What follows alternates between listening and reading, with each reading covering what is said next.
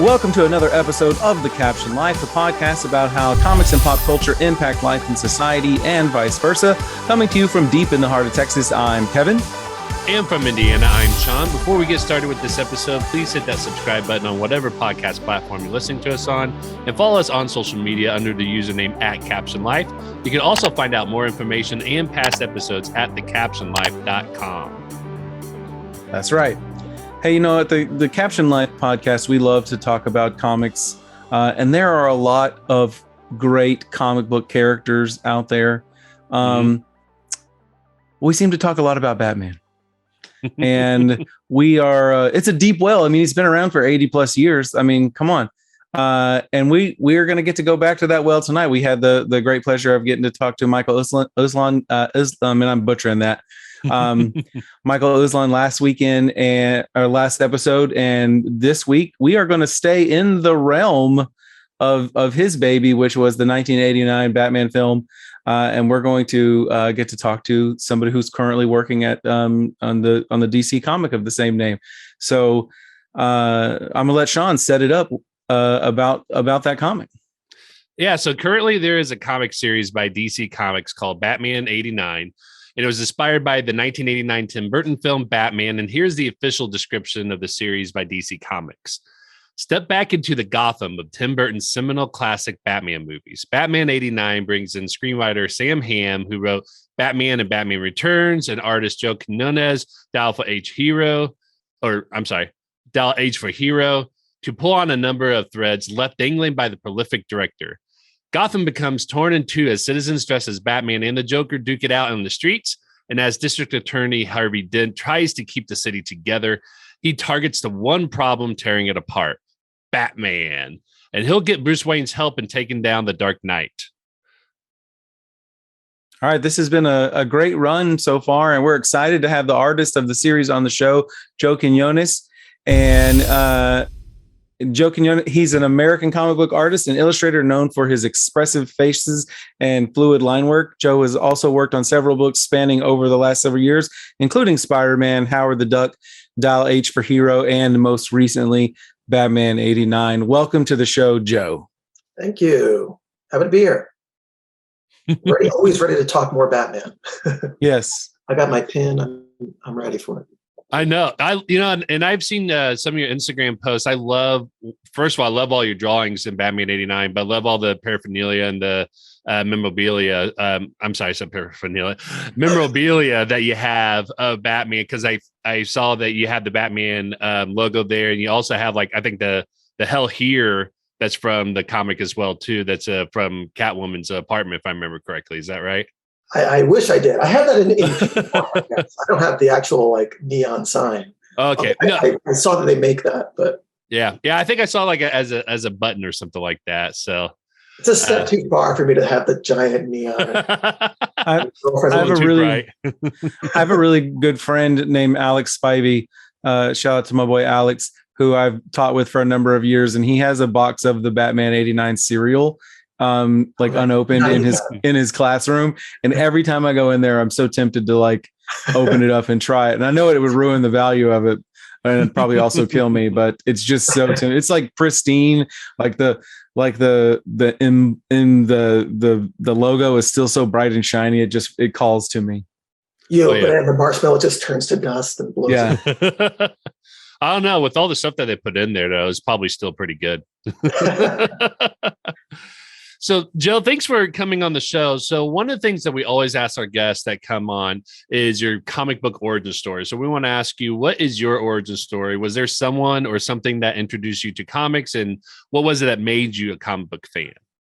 Well, I initially I would say, like, the 78 Superman movie. So I was born in the early 80s, and my dad kind of held my hand through a lot of, like, the nerd media that I would come to become a huge fan of.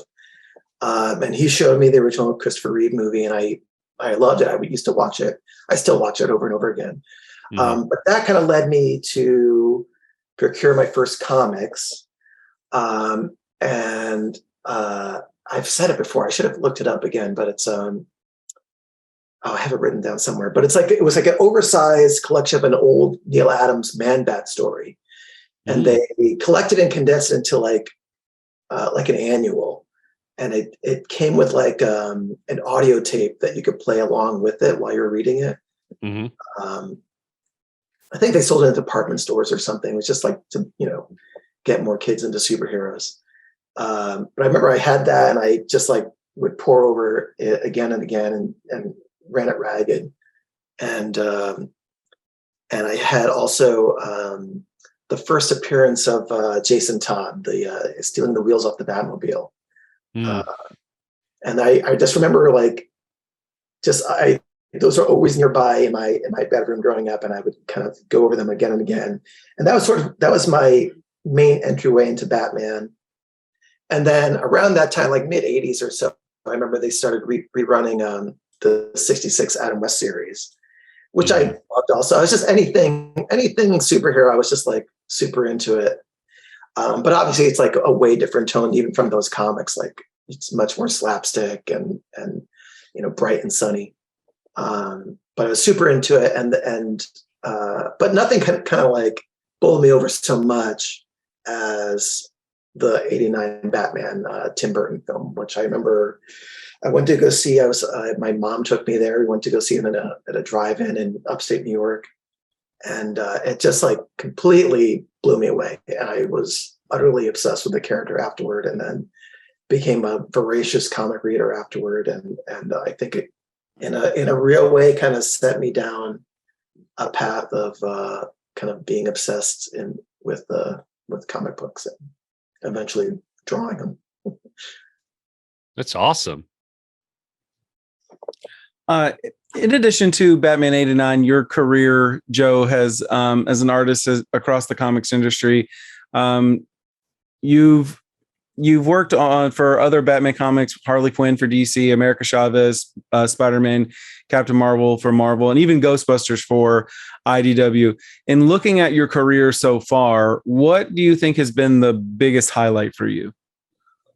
I mean, it's huge that I'm getting to work on this book, because it's like it was so seminal to my journey as a creative person, and to have, it feels like coming full circle for me of like this thing that sort of inspired me and set me on this path of becoming a comic book artist. And now I'm kind of back, diving back into that very same mythos with the writer who wrote the movie. It's kind of like I have to pinch myself to remember, how cool that is.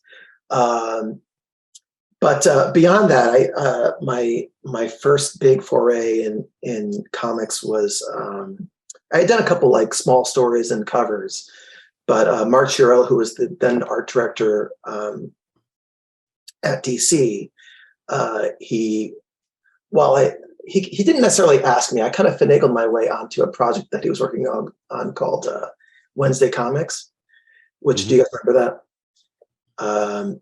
It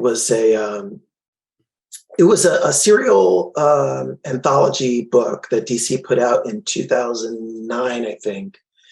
And the idea was that it would kind of harken back to like the old Sunday comics that people would read growing up. So it would come on a big folded piece of newsprint. So it would be on the shelf, the size of basically a normal issue of comics. But then you would unfold it and unfold it again, and it would be like 18 by 24. Oh, cool. And each, there were like several collaborators, so like several teams who worked on different stories in the book. And it ran for 12 issues. Each issue, each team got one page in each issue. And they would run on cliffhangers. And so you'd have to come back the next week and see what happens. So I got to work on that with Kurt Busiek and on a Green Lantern story, which when I got back into comics in my college years, part of what got me back into that was reading Marvels, and then Astro City. And I was like, again, like a kind of a humbling thing to be able to get paired up with like such a giant in the industry. And he was also really great to work with. but that was like an amazing experience from end to end, like just like a great collaborator and my writer with Kurt, and a great editor in Mark, and everybody was like really supportive, and there was like this really great synthesis that kind of set the standard of what I should expect or what I should be searching for in every project that I've worked on since then. I say I kind of forced my way onto the project because, as I said, I had kind of like just started working for DC and doing some covers here and there. And what I had done was just for DC, what I had done was some stuff for their kids line. So at the time they had a Johnny DC label, and that's where they published all their kids comics. Mm-hmm. And so they were closing out the line. They weren't going to produce them anymore. And what I was working on was their Teen Titans Go book. So I did a couple covers for them and a short story for them.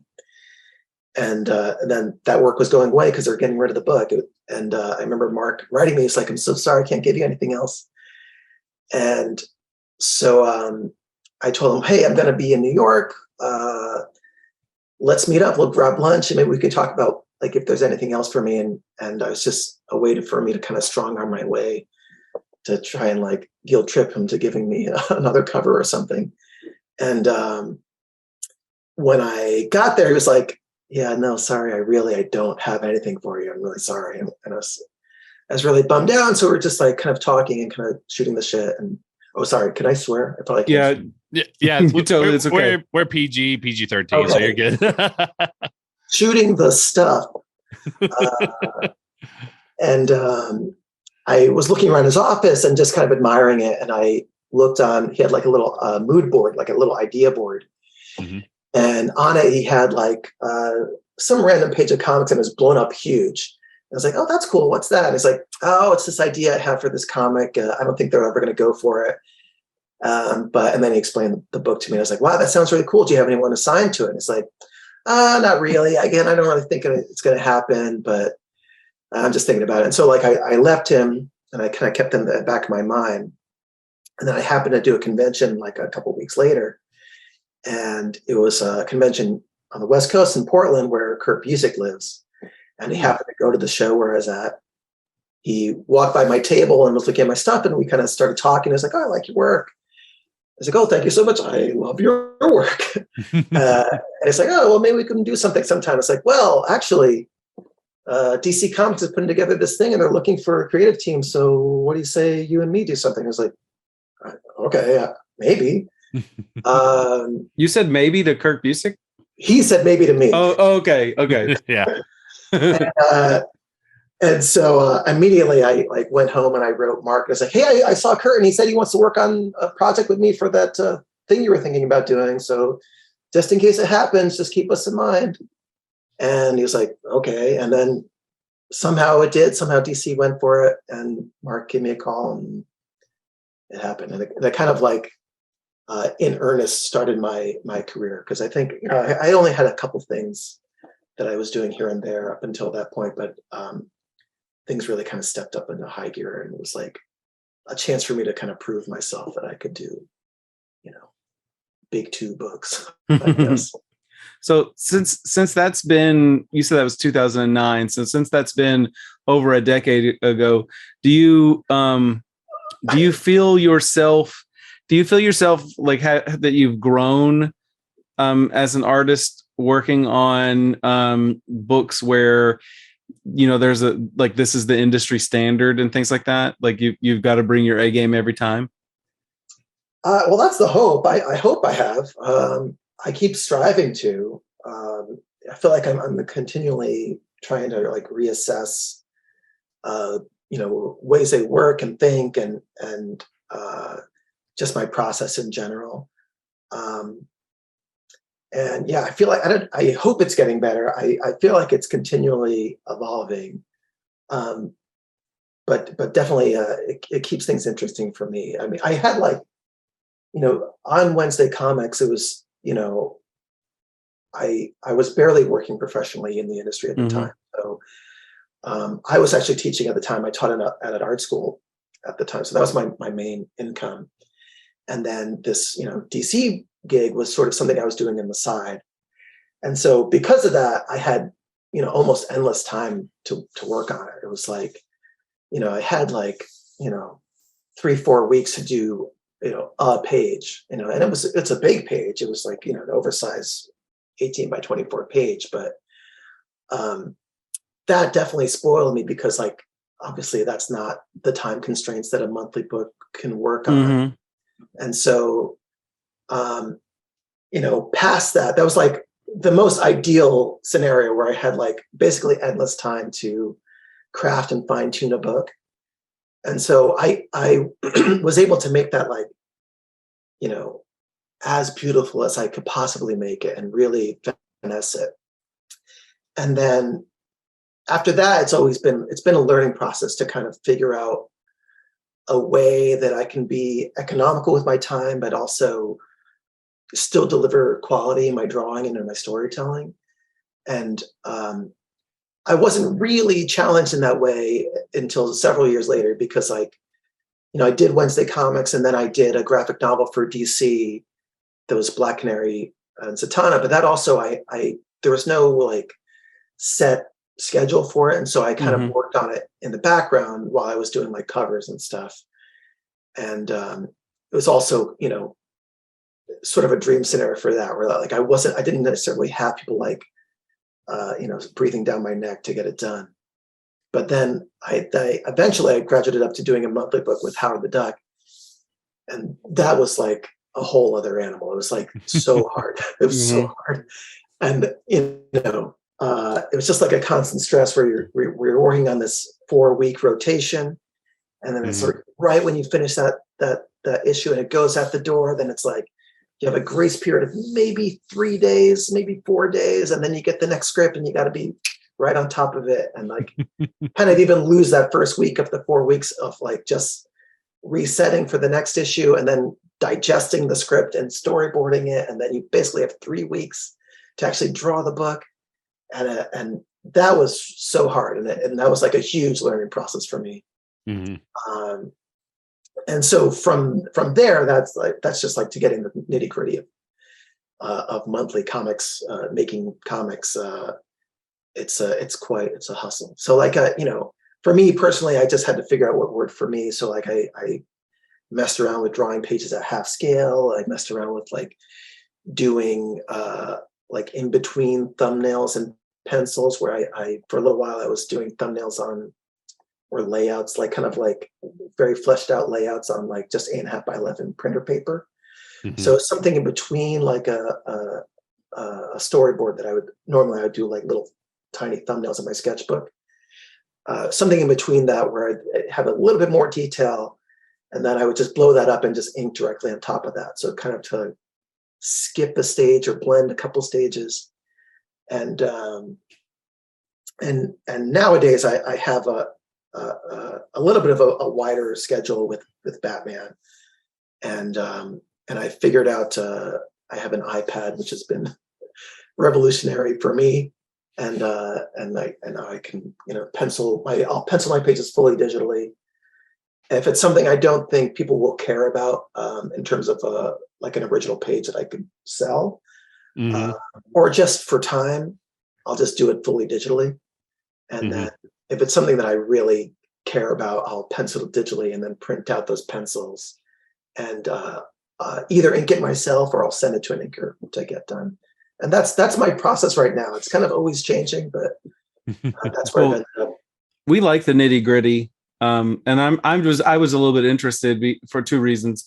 Because we've talked to people about the process before, and what it means to be a perfectionist, but also be on the clock. And so I was interested to know, do you feel like your work is better when you have unlimited time to tinker, or do you feel like it's better when you are on a schedule? But also, one of the things the reason why I asked the question was, I know that there are artists out there who are still drawing the same faces and characters for the last 30 years, and they haven't really evolved very much. And I was interested in the way that you see your art to see if you felt like you've evolved. I mean, I think that people like, even if they are drawing like the same face, over a large span of time, I think that they're still evolving in their own way, because I'm sure they're figuring out kind of a way to game the system within the constraints they have. And so like things like that of like drawing, everyone has like the same face or like a similar face or a similar body type. That's like kind of a shorthand for the artist to economize their time, because you only have so much time in a day to work and so many days in a month to get your issue out. And so they're just trying to find shortcuts wherever they can to just get the work out. Okay. And I'm definitely aware of that. Like I see that as a crutch that artists can fall on.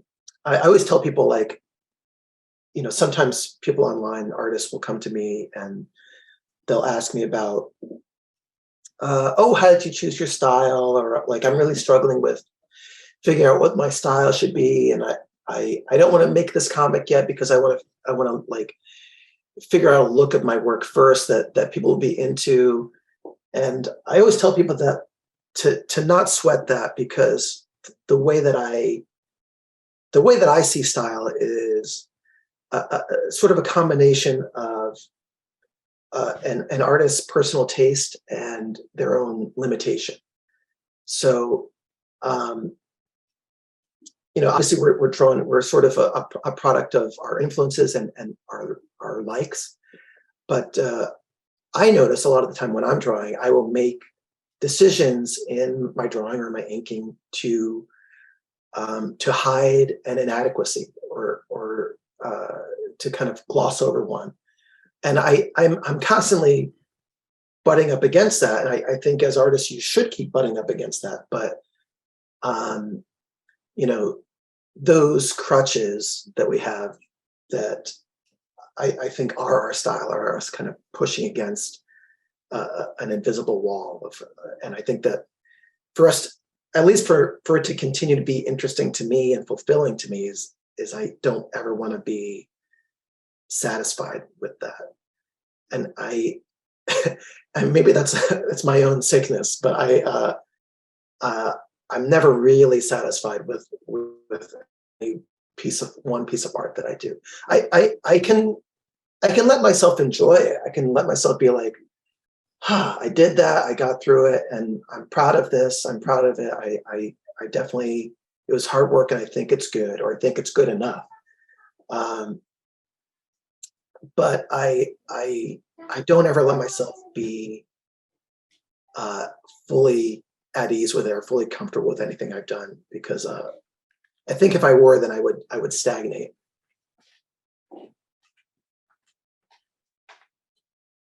Sorry about that.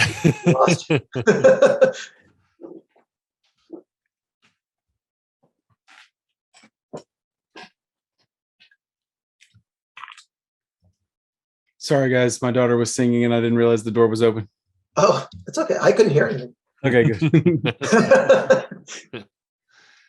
Well, yeah, thank you for that, Joy. So let's go ahead and kind of shift gears from, talking about, reflecting on your career so far and how you've grown to what you're working on right now, which is Batman 89. And so can you tell us a little bit about maybe the story behind how the comic became a reality? Who came up with the idea? What was discussed? Anything that was, that kind of helped led to this comic run being created? I mean, part of it is just, the kind of the longing that little kid me had when I realized that Tim Burton wasn't going to be coming back for the third Batman movie. Yeah. I remember, because I was obsessed. I was so obsessed with those movies. I remember, 94 or whatever, it being announced that he wasn't coming back, and somebody named Joel Schumacher was going to direct Batman 3, and it was going to, Michael Keaton wasn't going to come back. It was going to be somebody named Val Kilmer. And, I love Batman. I love the character. I was still excited, but I was like, this doesn't look the same. It looks so different. Right. I still enjoyed that movie on its own merits. I can still enjoy that movie on its own merits today. But it definitely planted the seed of what could have been. Mm-hmm. And there are always these these rumors about that, at least that I would hear through the grapevine, of like, oh, originally they planned to do Two-Face for that Batman Returns. That became Max Schreck.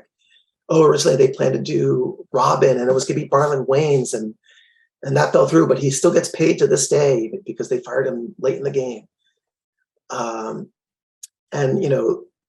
they just planted little seeds in the back of my mind that I would, some might say, obsess over when I was a kid, and I kind of never really let them go. But in my recent career, DC put out the Batman 66 books, like Mm-hmm. I don't know, 10 years ago now. Mm-hmm. And I have an association with that series as well. I used to also be a fan, and I also got to work on that, briefly. I did an issue for that, or a couple issues for that. I was about to say, I thought you had been on there at least as a cover artist or something like that. I did a 2-part story. That's what it was. And it was, nice. It was like the intro of the Harley Quinn character of that universe. Oh, cool. Interesting. Yeah. That sounds really cool. I was really into it. I didn't get to do more. I wanted to like fully come back around and have her actually become Harley Quinn. Mm-hmm. Got to meet her as Dr. Quinzel. Okay. But it was fun to design her, and I kind of cast her as Twiggy. It just made sense to me. But yeah, so I had a great experience on that, and I toyed around with returning to that world for a little while. For a short while, Kelly Sue DeConnick and I were going to do a Batgirl story, and it just never worked out. Just scheduling never worked out, so that didn't happen. But it kind of got me, I guess, into this mode of thinking. And when I was working on Howard, I was kind of coming to the end of that run. Mm-hmm. And I was, just kind of thinking like, well, what do I want to do next, and where can I go? Because I kind of want to choose where I go next. I don't want to just kind of be dragged around from project to project. Mm-hmm. And so I was talking with my friend who I sometimes collab with, and he's a comic artist too, and he was my colorist on a few books, Jordan Gibson. But we were talking, and I was like, well, wouldn't it be cool if I could get DC to do a Batman 89 book? Mm-hmm. So, oh man, that'd be so cool. And like, well, what would it be? And then we started like we're just hanging out, like playing games or whatever, and just kind of shooting this stuff. And we're like, oh, we could have this character show up and this character, and I would cast this character as this actor and cast this character as that actor, and it would take place in the mid 90s to the late 90s, and so like it'd have to look like that. Mm-hmm. I was like, oh, it'd be awesome. That'd be really cool. Oh, we could have Robin come back. Oh, maybe we could do Two-Face. And I was like, oh, that'd be such a cool idea. And Jordan was like, well, you should do it. You should do it. You should try and make it happen. Why don't you put it together as a pitch? I was like, yeah, you're right. That's a good idea. So I reached out to one of the editors who I worked on the 66 book with, and I asked him if he'd be interested, and he said yes. And so I put together an initial pitch, which it was online, 6 years ago or so. It was just like a couple character designs and like a kind of a faux cover, mm-hmm. and just like a proof of concept, just like a blurb or two. And they were interested, but went up to the higher ups, and they were just like, we don't have a place for this. I don't think so. And I was bummed out, but like it happens. Like it's not the first pitch that I've been behind that got turned down, and so mm-hmm. that's just kind of how it goes. So I kind of filed it away, and I was like, well, maybe someday it'll come back around, and it did, thankfully. Basically, the pandemic hit, and I think DC was hit pretty hard, and then they were kind of looking for a bunch of projects so that they could just kind of get loaded up. Mhm. And I remember it was relayed to me that Andy Corey and Andrew Marino, they were in like a company-wide meeting, and they're just talking about, well, what can we do? What books should we bring forward? And he was like, Jim Lee apparently was like, well, the kids seem to like 90s stuff. Why don't we bring back some stuff from that? Like do some books kind of set in that time, or maybe some nostalgia books. Like, what do we do something with like the old Burton books, the old Burton movie? And Andy shot up right away and he's like, oh, we should do something with the Tim Burton, Michael Keaton movie. And Jim was like, oh yeah, that'd be cool. And Joe Quinones draw it. I said, oh yeah, that makes sense. And so he got the sign off from Jim Lee, and then immediately he wrote me, and so I was quarantining in my apartment, and I got an email from Andy asking, hey, are you still interested in doing a Batman '89 book? And I was like, oh my god, yes. And that sort of started us on a process of it happening. And it seemed like it might, it took a lot of twists and turns. It seemed like it might not happen for a while. Unfortunately, there were like layoffs that DC had somewhere in there. And we lost Andy, unfortunately, in one of those. And we're still in touch, and he still has like his hand in the books, but it was sad to lose him. But for a little while, I wasn't sure if it was going to still happen. For a little while, I didn't have a writer attached, and I was like searching for writers that I could work with, and some people didn't think they could do it. Some people didn't think they could make scheduling work. And for a little while, I was going to try my hand at writing it because I had just done a Harley Quinn short for an anthology that DC put together. Mm-hmm. And then I had the notion. I was like, let me look up Sam Hamm. And I looked him up, and I was like, oh my God, he's on Twitter. And I followed him, and he followed me back. And I think he might have messaged me. He was like, I really like your work. And I was like, oh my God, I love your work. I'm a huge fan. And that's sort of just where we left it. And then I wrote to my editors, and I was like, what do you guys think about Sam Hamm? What if we could get Sam to write this?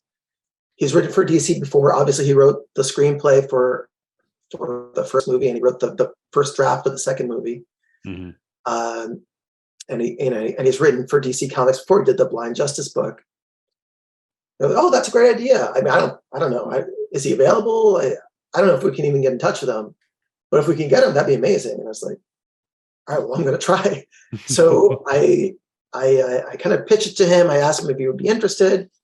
He said, I'd like to hear more. I put him in touch with my editors, and they pitched him, and thankfully it kind of hit him at the right moment, and he seemed interested in the project, and he came on, and we were so lucky to have him join us, because he's like such a brilliant writer, and really, like, looking back, it couldn't be anyone else but Sam, because he set it's his world. He established. It's his story. Like, right. he gets to continue the story that he started. Exactly. Yeah. And I love returns. I sort of warts and all. I think it has its imperfections, but I love it overall. But I know that there were things that he wanted to do for his second movie that kind of morphed around to what we eventually got. So to help facilitate Sam coming back and kind of bringing some of those ideas back has been great. Just as a fan, to kind of sit back, even divorced from me getting to draw this, like just being able to sit back and to have helped facilitate, him writing his interpretation of the Billy D. Williams version of Harvey Dent coming back and turning into Two-Face, and his version of Robin, and what he had wanted to do with him, and getting to see that, flesh out is awesome. Just as a reader, I'm going through the script, I'm like, like giddy reading through it. I was about to say, Joe, like hearing you, how excited you got from this idea of being able to work on a property that you grew up with and that we all grew up with, and being able to make it come to life. I feel like it resonated with me, because I remember when I first saw the first issue of Batman 89, all those feelings came flooding back. And so it was really cool to see that you've had pretty much that same experience, and that I think it really shines through with a lot of people of our age and younger who love this world of Batman, being able to see it in the comic world and to be able to see this story continue on. I really appreciate that. And I've been loving it. So your enthusiasm has really shown through in the comics here. Secret confession: Sean is like maybe the world's premier Batman 1989 fanboy. Like, I really love it.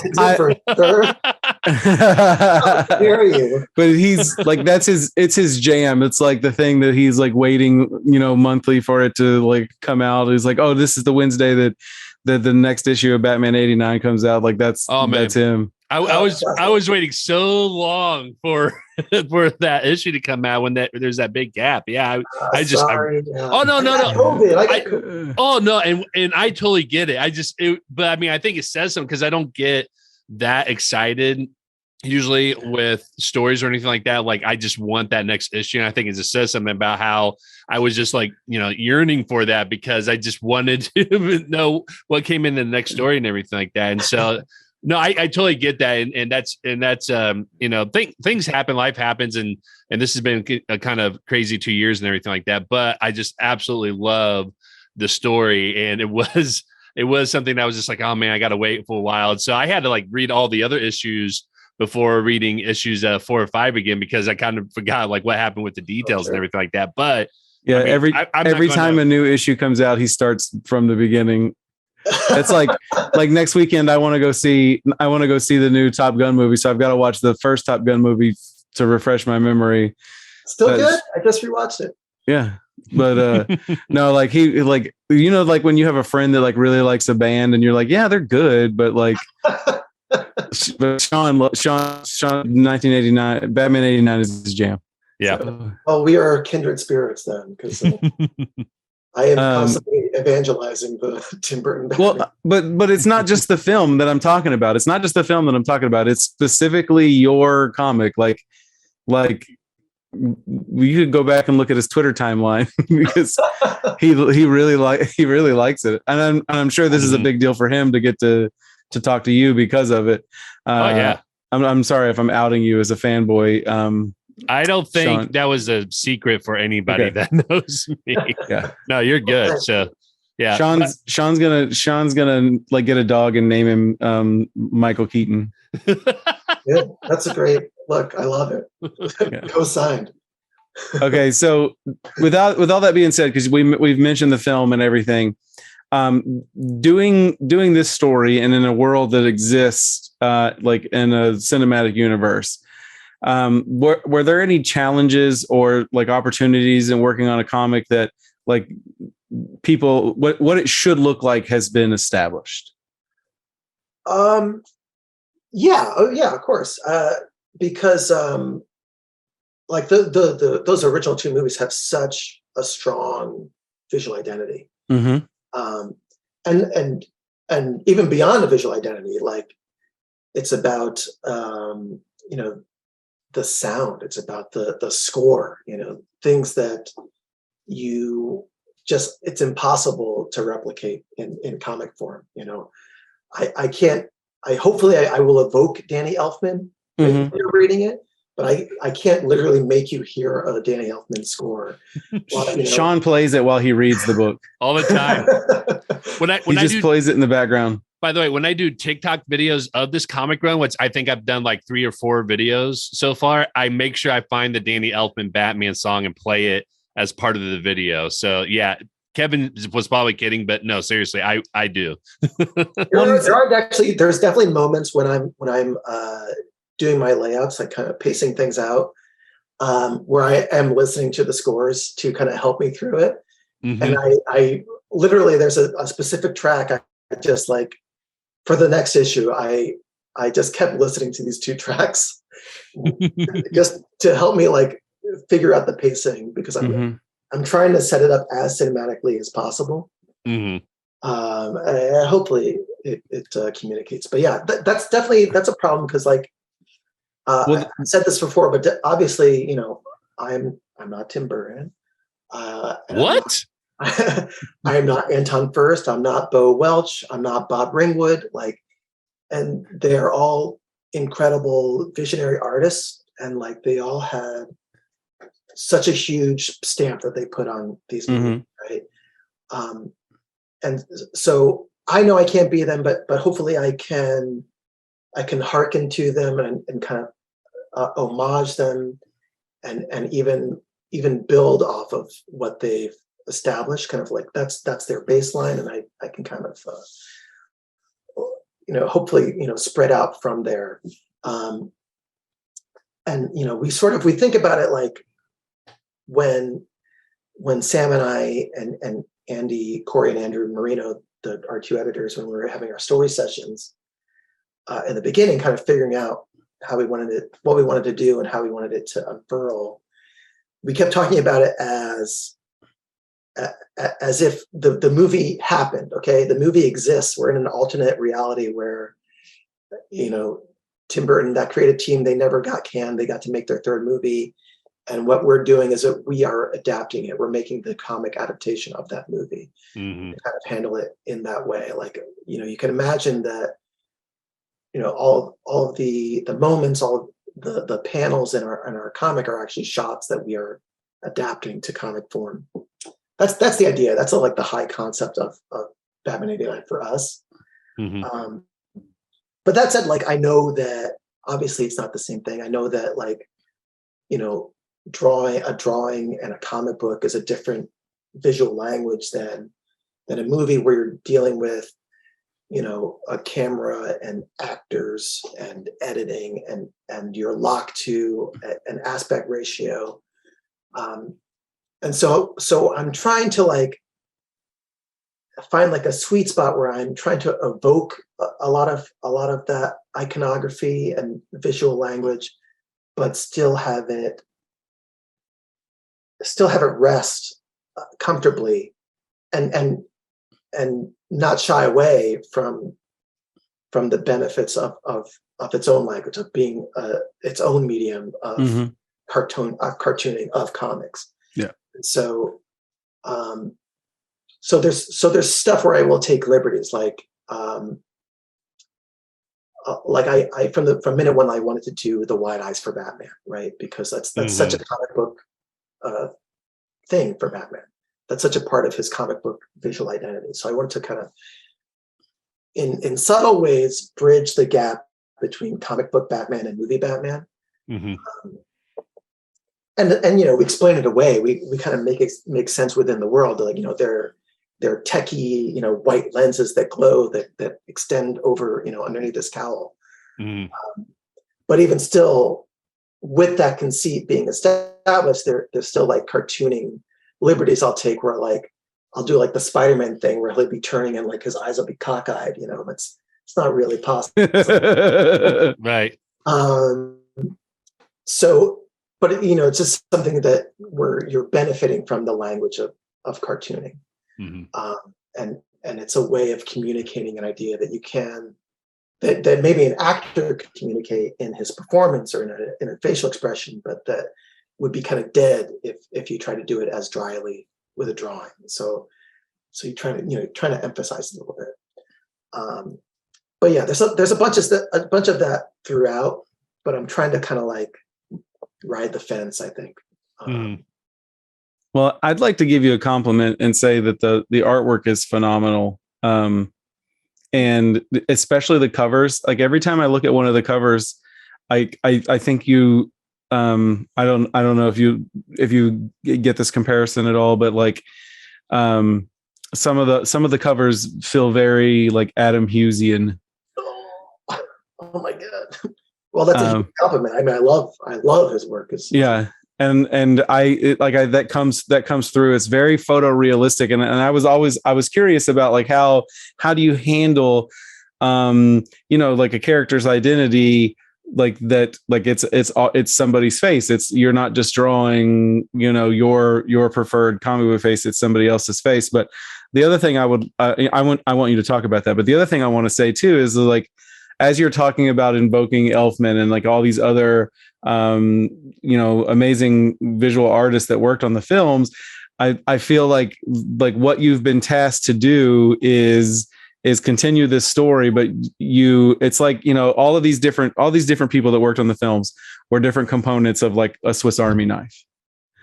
And now you are trying to continue the story, and all you have is the corkscrew, because you don't have the music, and you don't have the set designer, and you don't have like all these things, but you're doing an amazing job. Like it does feel cinematic.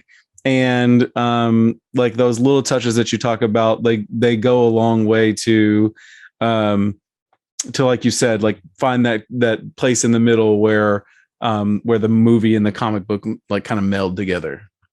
Awesome. Oh, well, that's great to hear. Yeah, I don't know.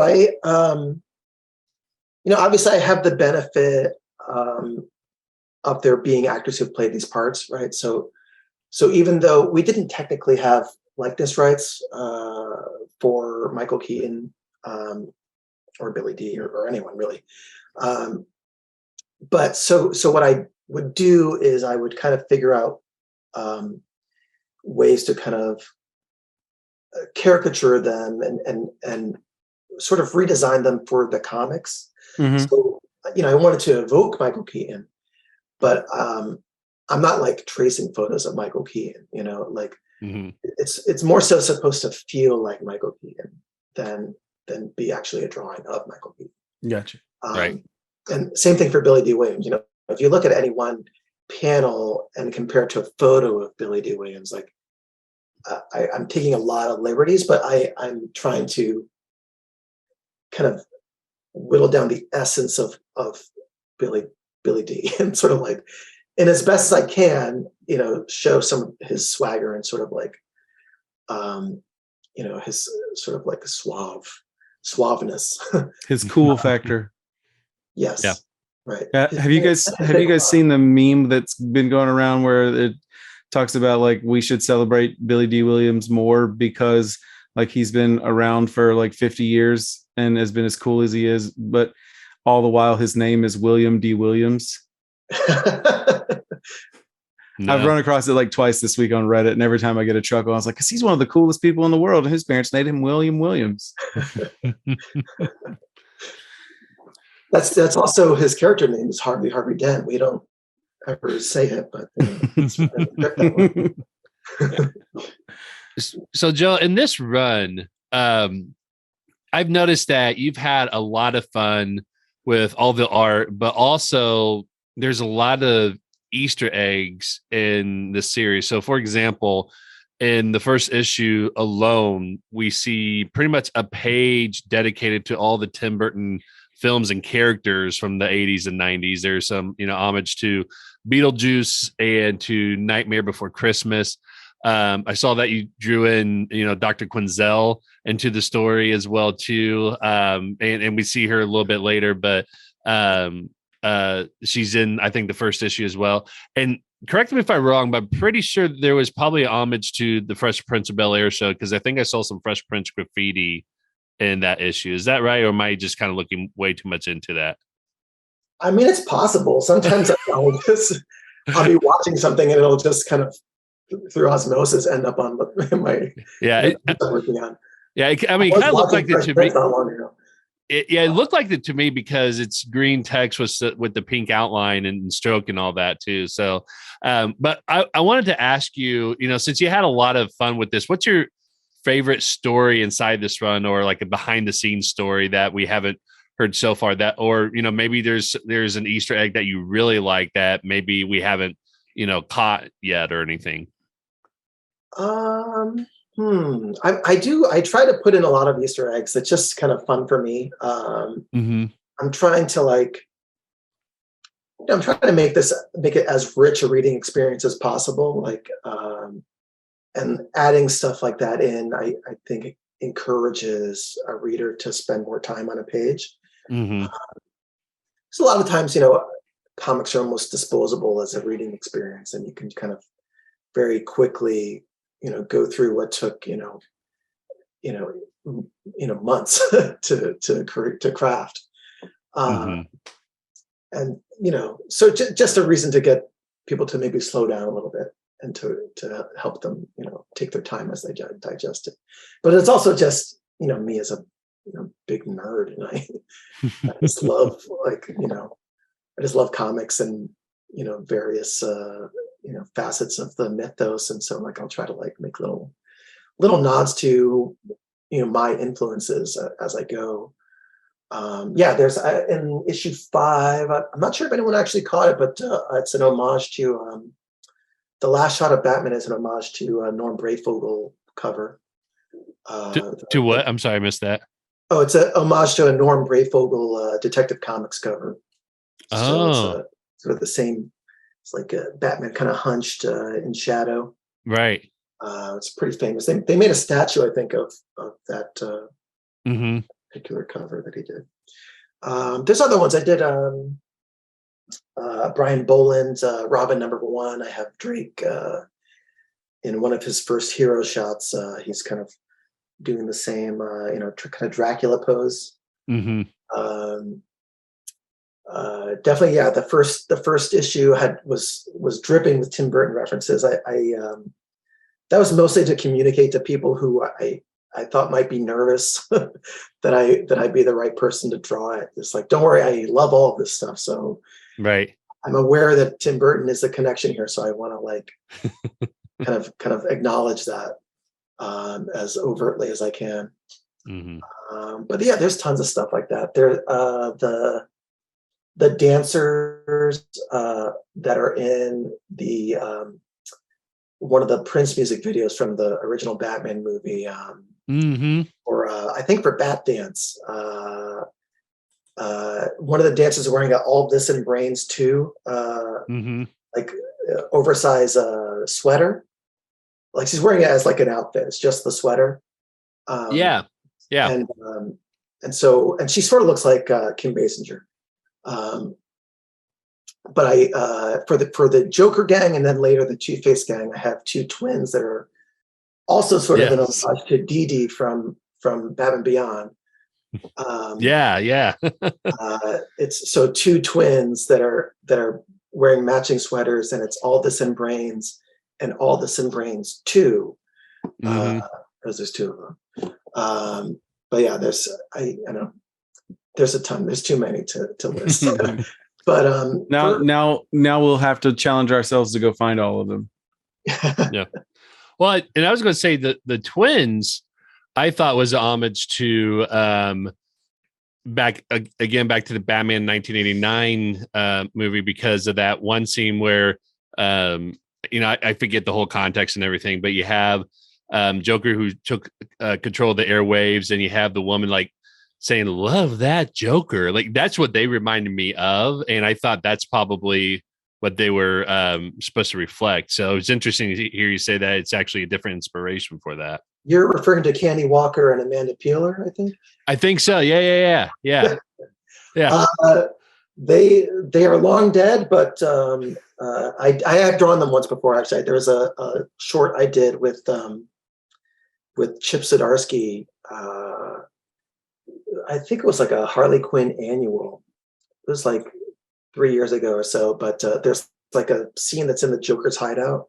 It's just filled with various Joker paraphernalia, and Chip was just like jam pack it with literally anything you can think of from the history of these 2 characters. And so I have 2 cardboard cutouts of the 2 girls from that, the Love That Joker girls from that commercial. Oh, that's awesome. I love that. There's a bunch of stuff too. If you can ever track it down, there's like the Joker surfboard from like the 66 show. There's like there's a framed newspaper clipping from like an old 50s or 60s Batman comic of and the headline is Batman's Greatest Boner. It's just a bunch of stuff like that. Right. So it was unsung. It wasn't written. Like Chip was just like, just put everything in there that you can. So I'm not sure if anyone even saw it, but I went through and tried to have as many in there as I could. That's what I would do if I was ever like in charge. I'd sneak stuff in all the time. The final issue of the run comes out on June 15th. What can readers expect from the final issue? And will this be the end of Batman 89? We shall see. We shall see. I love this team, and I think that we've all really enjoyed working together. So, fingers crossed that there will be more. But I have no news to break there. But for this issue, I'm really excited about it. I mean, I just, again, as a fan, when I was reading the script, I was just really just giddy, kind of, seeing the arcs of these characters close, and some doors, possibly opening for new stories or new opportunities for characters. I think that is all kind of said in this, and for me, it was I had there was a bit of a back and forth. I remember Sam had a lot of story that he was trying to condense into this issue. So like, you have his the initial arc that we've talked about, and then there's like the writing that you have to actually sit down and write out each issue. And he kept kind of like joking, not joking, about wanting to have more issues. And I think that Andrew, our editor, would just kind of smile and nod and just kind of ignore that. And I think because he wanted more time to really sit and expand things out. But we're confined to 20 pages, so there's a little bit of a back and forth and of like a consolidating to make the story work within that. But I think we really nailed it, actually. So I got the script from Sam for this issue, and then we had a little bit of a kind of a story breaking back and forth between us and our editor, and where I would be like sending in layouts and to Sam, kind of back and forth to kind of figure out how we might kind of, maybe we could rearrange this and expand on this and tighten this down and make this, what was written in the script is like a small action movement. Maybe we could expand this out so it's more of a cinematic kind of crescendo.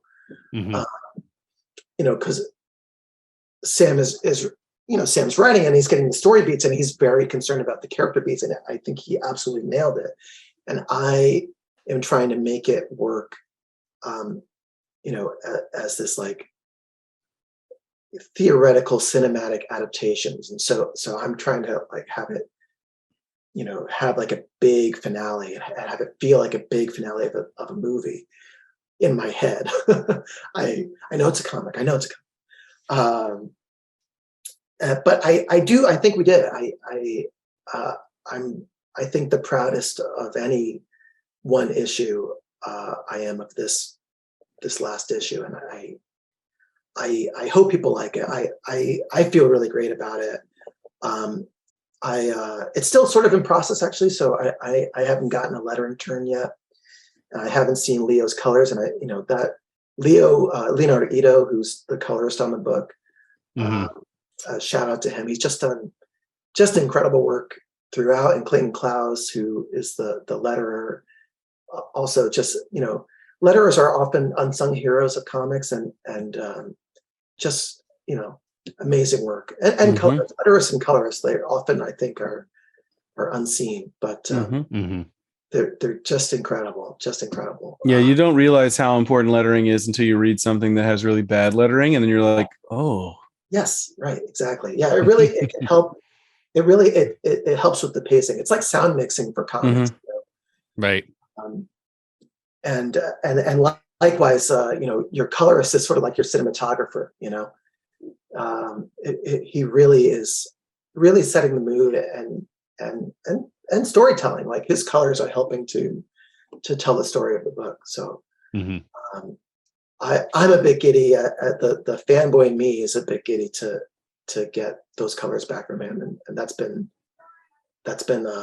my joy every issue is getting those back. It's like, you're not always like absolutely 100% simpatico with everyone you work with, like Mm-hmm. in a scenario that it's like an assembly line where it's like you do this, you do this, you do this, but I really feel so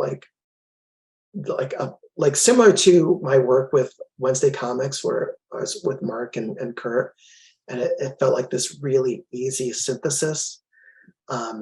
It fully feels like that with this group, and like we're like a well-oiled machine, I feel like, and I like we all kind of get what the other person is putting down, and it makes it so joyous to see each issue come together, because it's not always joyous for me. Like even though it's like, I every now and again I have to step back and be like, oh, I love this. This is like a dream project for me. I can't believe I'm doing this. Still sometimes I'm drawing a page and I'm like, good gosh, this page is killing me. It's killing me. It's so much work. Oh my God. And so, I get caught up in the minutia of this just being a job and it being hard. And once it leaves my hands, I can enjoy it again. Mm-hmm. And so, well, it comes back like your hard work, your great pencil and ink work comes back with those colors and looks amazing, right? Like, so it probably does feel good. I can sit outside myself and just experience it. Yeah. As a comics reader, and same thing when I get scripts from Sam. It's like I can just experience it as a reader and just enjoy it that way.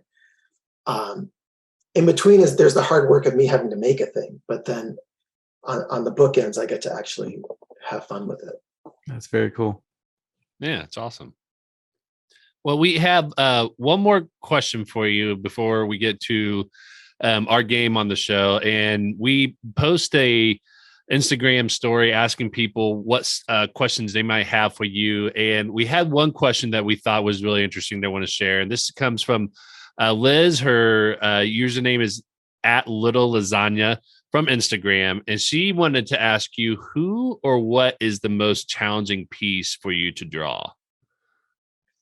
The most challenging piece for me to draw. Interesting.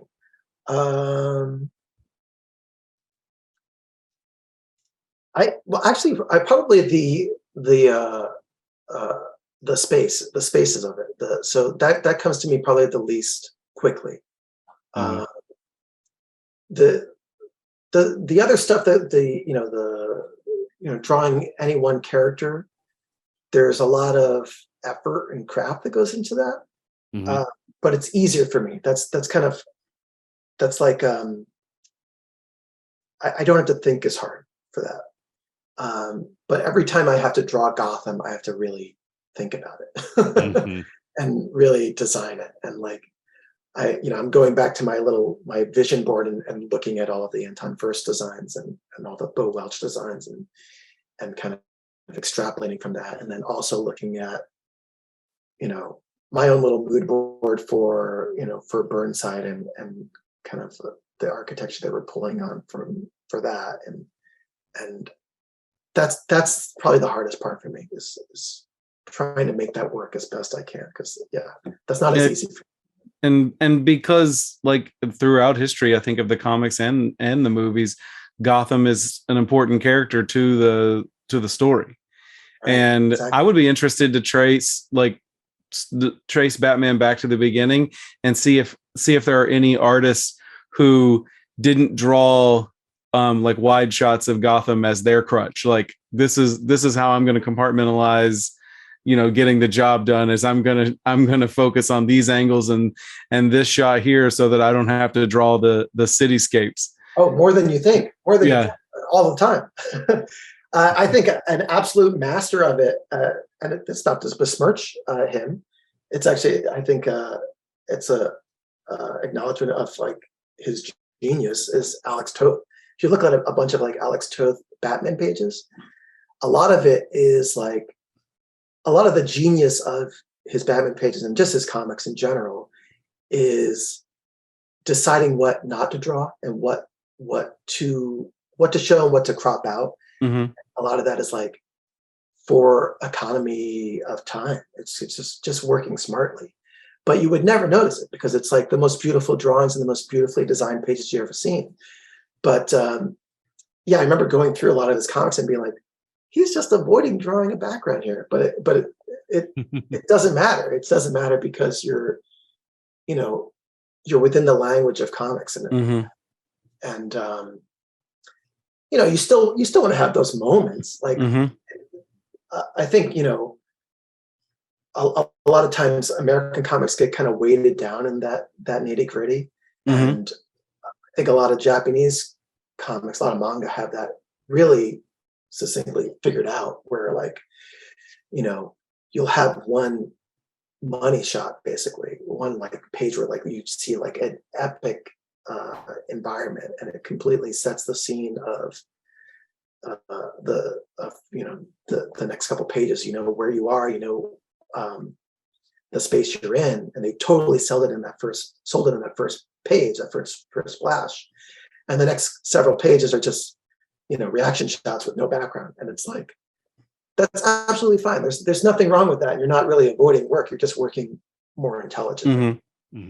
Yeah, living in the world that we live in, where a lot of artists kind of like post their work in progress on social media and whatnot.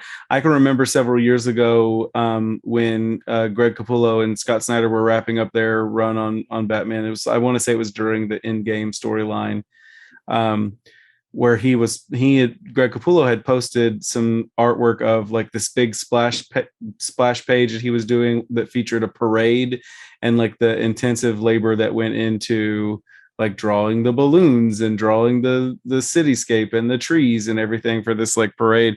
And it was amazing, but you can't do that every panel and hope to meet deadlines. So, and even within that, like there's been panels before, like sometimes you just can't avoid it. There was a comics page I drew once where it was somebody had died and there was a funeral, and it was like it was a Captain America story, and within this narrative, Captain America was dead. I think it was like in the Ultimate Universe, and so it was like a double page spread. First of all, it's a double page spread, so you have to draw panels over 2 pages, and it was described as a huge funeral procession in the Washington Mall with like the Washington Monument in the background. And there's like hundreds and hundreds of people. And I'm like, oh, okay. I have to draw that now. And you just do it. But like, even within that construct, you still figure out ways to go easy on yourself. Like, yeah, you're going to frame some things in the foreground, so you have to draw literally 300 people.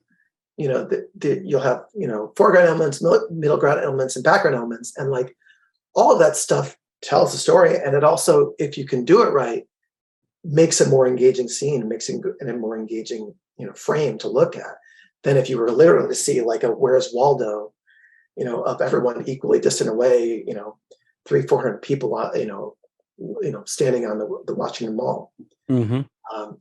So I can imagine that crowds are especially hard. They're never easy, Yeah. Well, I mean, I think back to like in when the Two Towers movie came out, and Peter Jackson and Weta, they created like the computer software that used AI to animate what all the different people in the army were doing, so they wouldn't have to hire extras or like animate each individual one.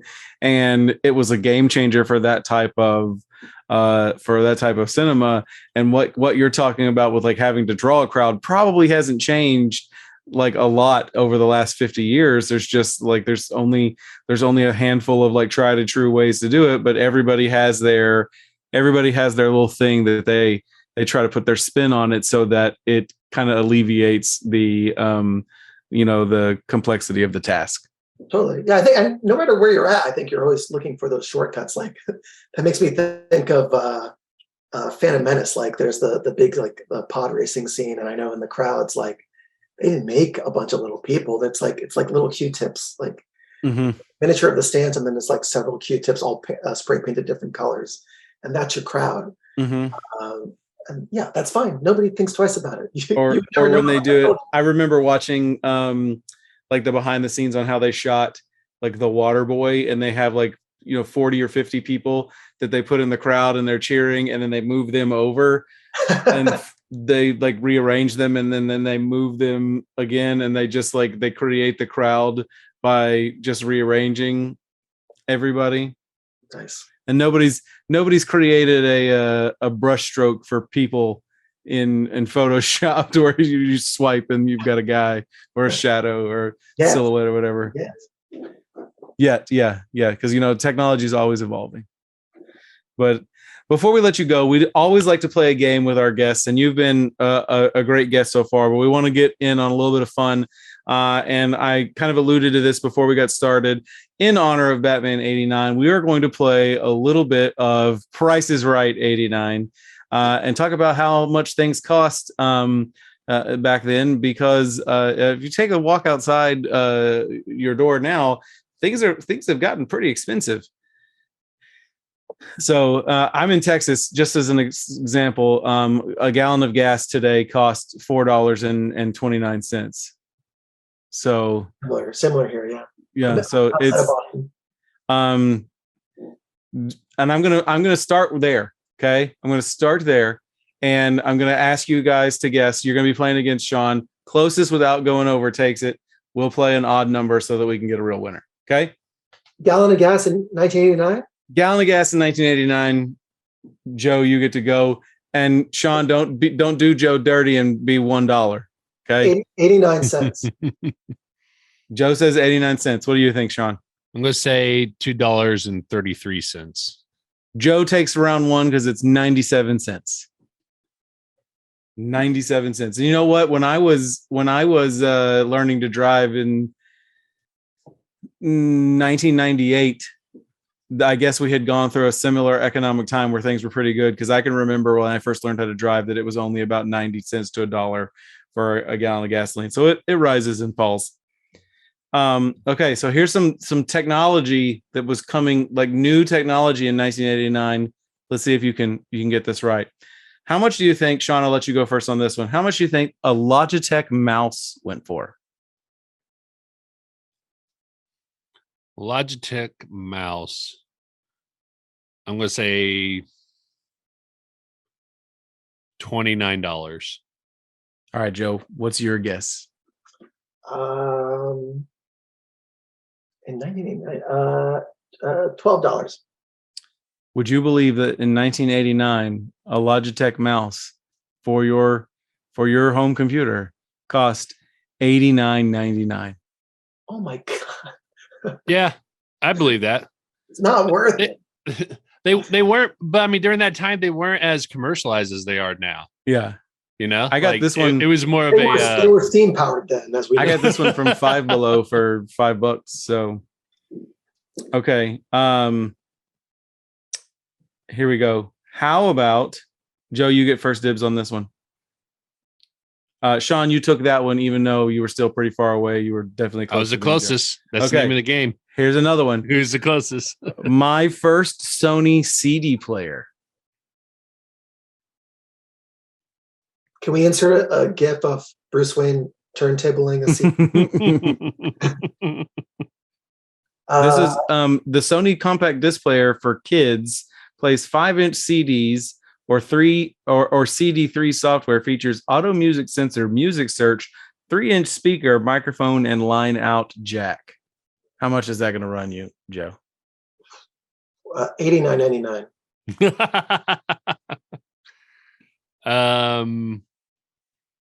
This is in 1989. I'm going to say a little bit higher. I'm going to say 129. The actual answer is 189.10. So a CD player cost nearly $200 back then. Can you like, my son is 13 now and is always asking me to buy him a PlayStation 5. Costs $500. And well, it depends on which one you get. But here's the deal. Like in 1989, knowing okay, I'll give you a dollar amount. In 1989, the average income per year was $27,000.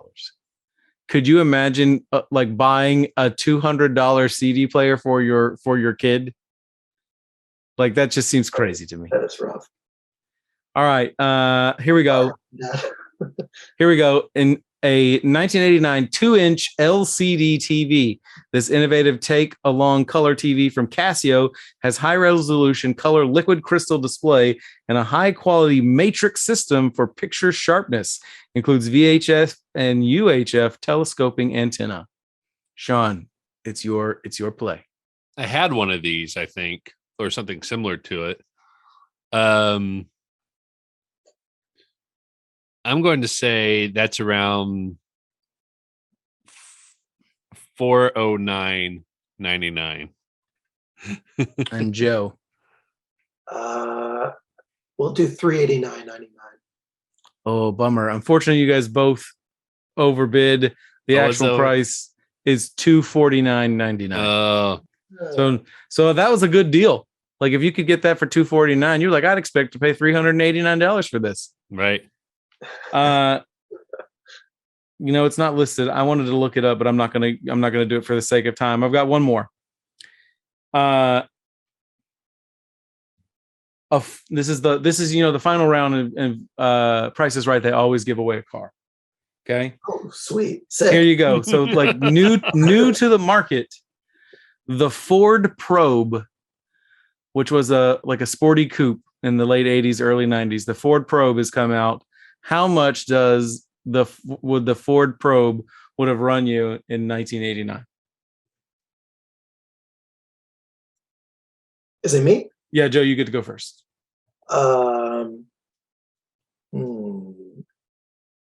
Let's say 49,000. Okay, Sean. I'm gonna go less and say 35,000. Gentlemen, you could have gotten a Ford Probe in 1989 for $12,695. Oh, nice. That's okay. So I probably wouldn't have been able to fit in it anyway. So, but this is what people talk about. Car, is what you're saying? Say that again. We don't get the car, is what you're saying? No, you do not win. You both overbid, and you don't even get to hug one of the the Price is Right ladies on the way out. Actually, a BMW 325 only cost $21,000 then. So this is why people always talk about wanting to return to Reaganomics, because apparently it was pretty good then. Yeah, but you got to look at everything in total. Like what you were saying, $27,000 for. I can tell you also that the interest rate was 10.5%. Mm-hmm. Like the Federal Reserve interest rate was 10.5%. Yeah. So this is because I remember when my parents got their house, they were telling me that their mortgage loan was like something around that, like 12% or whatever. I remember when we were getting our house, like I think 4% was what we were offered, and we were just like, oh man, that's a great deal. But, yeah. No, so and I want to end it on this before we wrap up with Joe. 1989 for me personally, and this is where we're going to get into the therapy session of our podcast, because women go to therapy, men start a podcast. 1989 for me was the year that my parents' marriage started falling apart. Like by the end of school in 1990, my parents were divorced. And so like that year when I was in second grade is like the most vivid memories that I have of all my memories, because there's a certain amount of trauma that's associated with it. And when we talked to Michael on the last episode, he mentioned that like 1989 was the biggest year in film since 1939, and 1939 was Gone with the Wind and the Wizard of Oz. Yeah. So, man, Batman was the biggest film in 1989, and these are the other movies that came out: Indiana Jones and the Last Crusade, Lethal Weapon 2, Twins, Back to the Future 2, Ghostbusters 2, a little thing called The Little Mermaid. Okay. Honey, I Shrunk the Kids, Dead Poet Society. There was a ton of really great films that came out this year. And I'm a big fan of like almost all of them. Yeah, and it's one of the things that your comic has done is like, you know, like you said that Jim Lee said in that meeting is let's do some 90s stuff because the kids are into that. It is very nostalgic and it does harken back to that time when because like Michael said, like the Batman 89 Batman is our Batman. It's the Batman that you were first introduced with is your Batman. It's the one that you connect with the most. And I really do compliment you on the way that you have you've captured all of that. So kudos to you, Joe. And your team. And your team. Yes. Before we let you go, can you tell our listeners where they can find you and your work online? Sure. I am on Twitter. It's Joe _ Quinones, Quinones. And on Instagram, Quinones, Kwinones. I have that because I had a substitute teacher who pronounced my name that way, and I just latched onto it. I don't know. I always think about it. Yeah. And so that's Instagram and Twitter, and then I also you can find me at joequinones.com, and those are my internet places. Well, thank you again for joining us tonight. Thank you for sharing all that you've shared, your process and all the insight and everything. It's been amazing. It was a pleasure. Yeah, thanks so much for having me, guys. That's going to wrap up another episode of The Captioned Life. We hope that you enjoyed listening. Don't forget to smash that subscribe button on whatever major podcast platform you listen to. You can also follow us on Twitter and Instagram at Captioned Life. And if you like what we're doing, give us a shout out, tag us in your post. For more info about us and all of our previous episodes, please visit thecaptionedlife.com. Until next time, you want to get nuts? Let's get nuts.